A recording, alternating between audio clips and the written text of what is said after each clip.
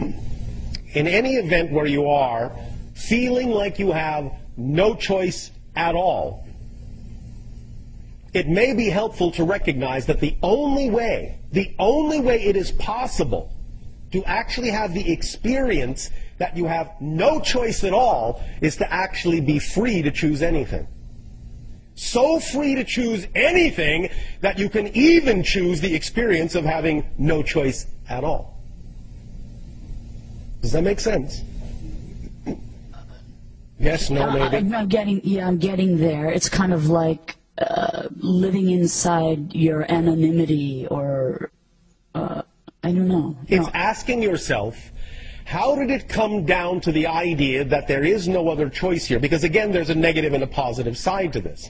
The idea of the negative side of having no other choice can lead to the idea of true self-annihilation in the form of suicide. Not really self-annihilation, but a transition, but annihilation of the physical personality.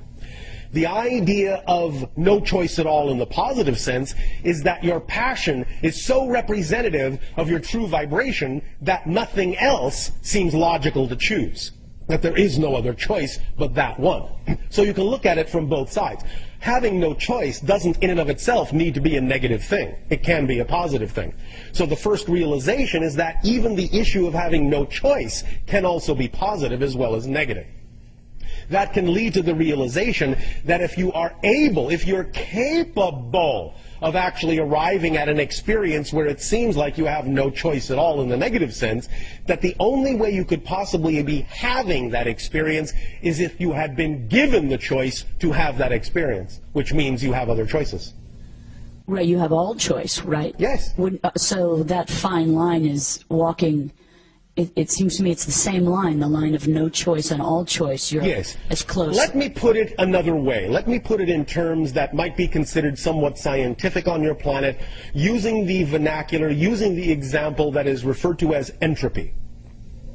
The idea that your scientists have expressed is that when all things, shall we say, in the universe, in creation, give off their energy, give off all their energy, when everything breaks down so that there is no more exchange, no more difference between anything, when it's all homogeneous and no more energy exchange exists, no more action can occur, if you actually look at that state from another point of view, you will realize that once complete and total entropy and non-action has been achieved, everything is equal. There is no way to tell anything apart from anything else.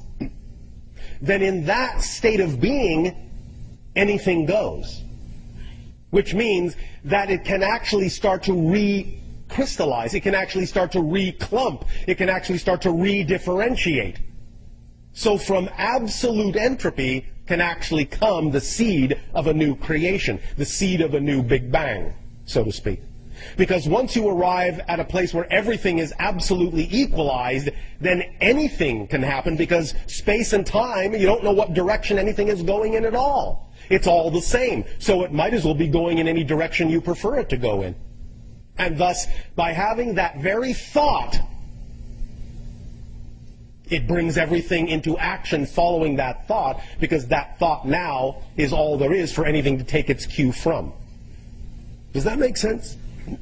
Yes. So when you arrive at the idea of having no choice, it's very similar to the idea of everything being equal, of not seeing any other direction to go in, because there is simply no other action to take. And when there is no action to take in any direction at all, then you can actually take any action you wish, because when there is no action to take, all the rules are gone. Everything is gone. There are no more limitations at all, whatsoever. So you can do anything from that point. So having no choice, paradoxically, means you have every choice. Because once you have no choice, there are no rules, there are no limitations.